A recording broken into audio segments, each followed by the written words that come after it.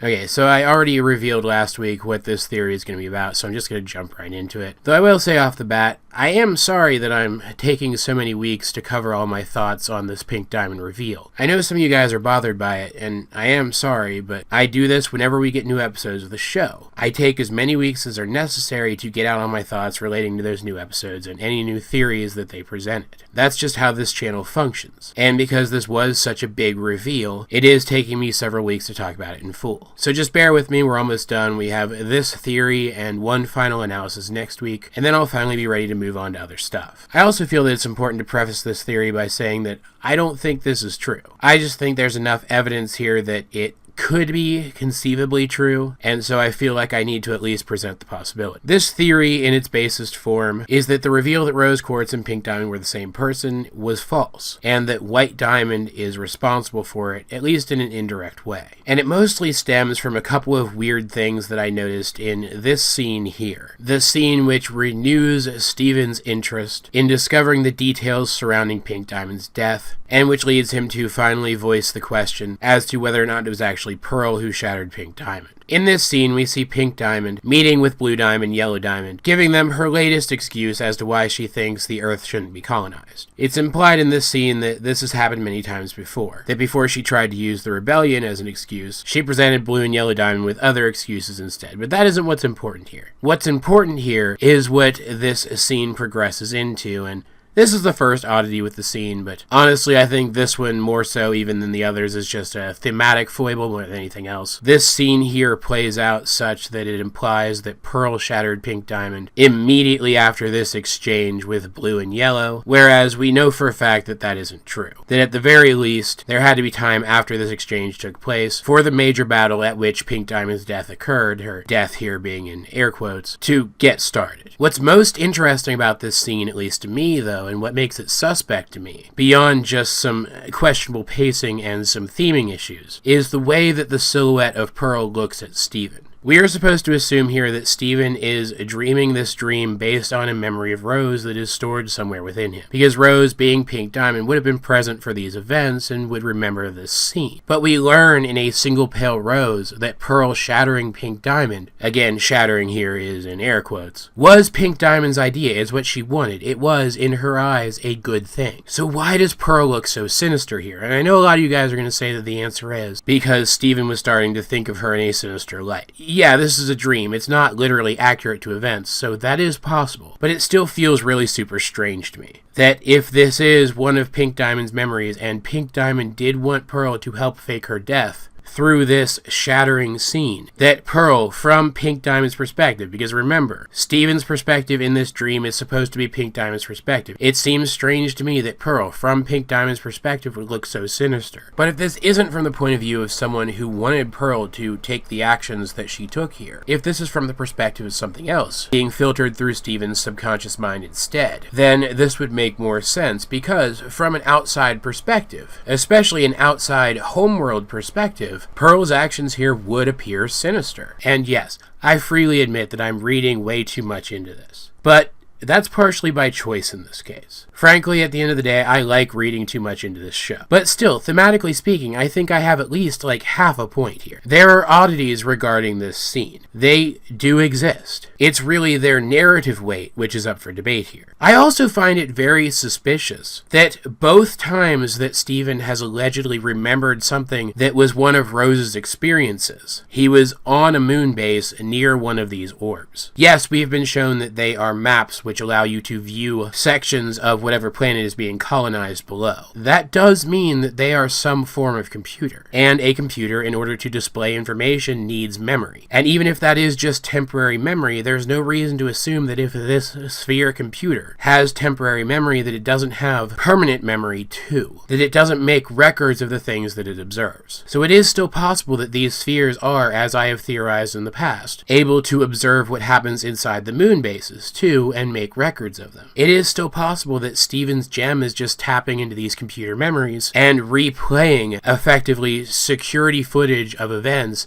in his mind and he is interpreting them through his dreams. This explains that despite the fact that Rose loved the Earth so much, he has never been inspired, he has never been sparked to see one of her memories back on Earth. That he has never once been sparked to see one of her memories in any of the Earth locations that were important to her. That he has only ever seen her memories here, or someplace a few feet below here, at least relatively speaking. So what I'm proposing, and keep in mind I do realize that there are a lot of holes here, and I am going to go pretty quick and kind of gloss over those for the purpose of brevity. What I'm proposing is that Rose was not in fact Pink Diamond. In fact, for the purposes of this video, as a sort of thought experiment, let's just assume that Rose was not Pink Diamond. And likewise, let's assume that the theory that pearls have the same gem placement as the gem that they were created for is true. I know that I said in my previous video that 2 instances of this does not make a pattern, but again, just as a thought experiment, let's assume that it's true. Let's assume that this makes it highly unlikely that if Pearl was Pink Diamond's Pearl, that's what she was originally. Since, as we now know that at least some gems can flip their gemstones, it is still, I think, sensible to believe that they can't actually change where the gemstone is located on their body. Now, let's also assume that Pearl didn't originally belong to just some random forehead gem. That she was originally White Diamond's gem, as the fandom has been theorizing for so long. Looking at the diamonds and their power structure, it would be devastating to them if a diamond turned out to be flawed. If a diamond turned out to be unworthy of the status of a diamond. They have built their entire power base on convincing the gems below them that they are infallible. And so if, hypothetically, it turned out that Pink Diamond was a failure, not in that she was grown improperly or she was in some way defective in the technical term as it relates to gems, but in that she was unsuited to her own court. If that information got out, it could be devastating to the other diamonds, as it would demonstrate that they are in fact fallible, that they are not infallible by design, and could lead to gems turning against them in droves, and the entire collapse of the Diamond Authority in the long term. In fact, I'm proposing that that's actually what happened. That Rose Quartz was just a rose quartz, who came to recognize that her diamond was not perfect, and so came to trust her own judgment regarding what was best for the Earth over Pink Diamond's, which in turn led to her rebelling. I also am proposing here that where Yellow Diamond and Blue Diamond weren't willing to admit this to themselves, they and White Diamond saw it too. But that where Blue and Yellow weren't willing to admit this to themselves, White Diamond was. And so she decided to go to great lengths to test Pink Diamond and determine if she was, in fact, so unfit to lead that she was a threat to their authority. That White Diamond, as I and many others have theorized at this point, is the Diamond of Diamonds, that she is the top of the Diamond Authority, the Diamond who is in charge of everything. And so, in order to give Pink Diamond a colony, White Diamond had to be asked and had to sign off on it. But I am proposing that she did not give Pink Diamond a colony because Pink Diamond wanted one enough, or because Yellow Diamond and Blue Diamond convinced her, but because she wanted to test Pink Diamond and make sure Pink Diamond was suitable to lead. And so she gave Pink Diamond her pearl, or at the very least a pearl that was originally made for White Diamond herself, and that she ordered that pearl to observe Pink Diamond so that one day that information could be relayed back to White Diamond and White Diamond could make a final determination about Pink's viability as part of the authority. I don't know what White Diamond would have done with that information once she learned that Pink Diamond was a danger to the authority, if she would try to educate Pink Diamond more or just outright destroy her and try to replace her, because disposing of a diamond too overtly would cause problems as well. But that's not important for the purposes of this theory. What is important is I think that Pearl was ordered to keep an eye on Pink Diamond, that it was the same kind of order that we see given to Pearl in the A Single Pale Rose flashback, one that she cannot disobey, and therefore bypassing that programming, however possible, would be a factor in her motivations. But that Pearl, once she came to Earth, as Pink Diamond's Pearl, she had had interactions with Rose before Rose chose to rebel, and things progressed much as we assumed that they must have for a very long time. That Pearl, regardless of who her owner was, stole away enough time with Rose to come to love and admire her, eventually siding with Rose of her own choice. But she realized that because of the programming placed on her by White Diamond, she would never be free of either diamond until the colonization efforts had been stopped. Maybe this is originally why she first went to Rose. Maybe she even helped coax Rose into starting the rebellion in the first place. But eventually, according to this theory, she realized that she would never be able to stop trying to observe Pink Diamond for White Diamond unless Pink Diamond was destroyed. So she staged a situation in which she could shatter Pink Diamond and then give Rose the credit to further solidify her position as a rebel leader. After all, it's something that at this point in the war, Rose would have known that she needed to do, but her sense of morality wasn't allowing her to actually do it. To Rose herself, Pearl could frame it as Pearl alleviating her of that burden. For a long time, I've been against the idea that Pearl killed Pink Diamond. Not in the fake way, the staged way that we saw in A Single Pale Rose, but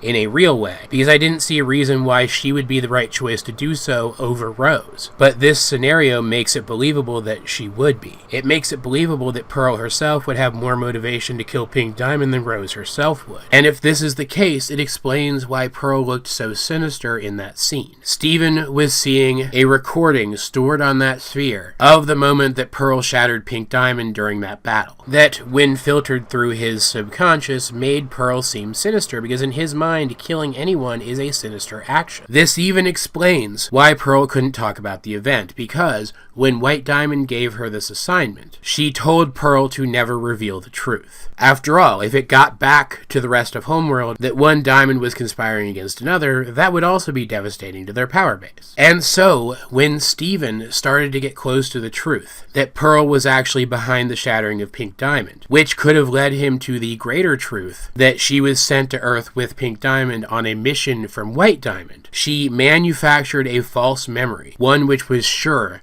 to divert his attention, and then let it play out for him in her mind. After all, we saw from the very first layer of her consciousness that she can freely control what we see in her mind. If it's true of that layer of her consciousness, why isn't it true of the other ones too? Because I can't think of a satisfactory reason. It's not as if we were seeing literal memories, because Stephen was able to interact with them. If they are interactive, they can be changed too. Obviously, like I said, there are still holes in this theory. I'm not convinced, for example, that a diamond would ever give a pearl this much responsibility, even if a pearl would be the least likely gem for another gem to suspect in this kind of scenario. But it does still explain some stuff, and I think it does explain some stuff better than the actual Pink Diamond reveal. Hence why I felt that it was necessary to talk about. Not to mention that if this theory ends up being true, then when White Diamond does eventually pop up in the show as an antagonist, she's had some form of presence in the show already through this. The threat of her isn't just basically coming out of nowhere. But I think most importantly, if this turns out to be true, and I know this is going to be a contested statement, so go ahead and get your fingers poised over the keyboard to comment once I'm finished saying this. If this theory ends up being true, it gives back everything that the Pink Diamond reveal took away from Pearl. Because up until the Pink Diamond reveal, up until the reveal that Rose Quartz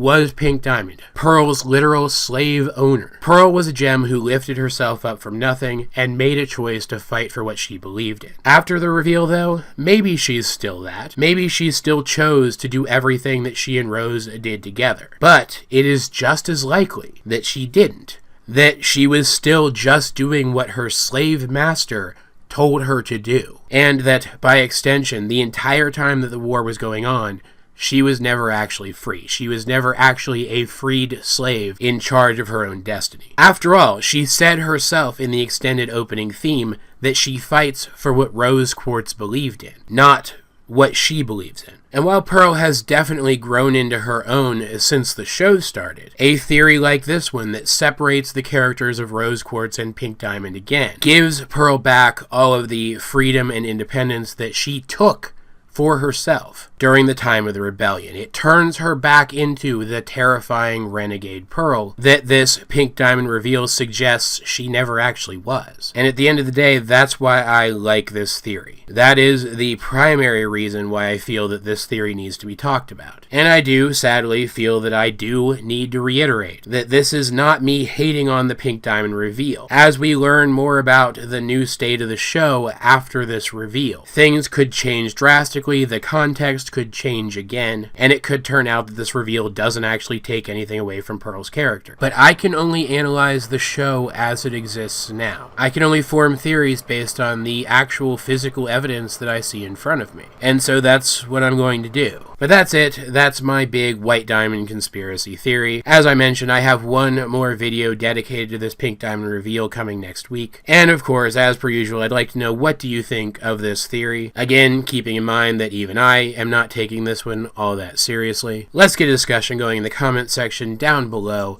or over on my Discord, link in the description. But either way, this has been AJ22 and I will talk to you guys later.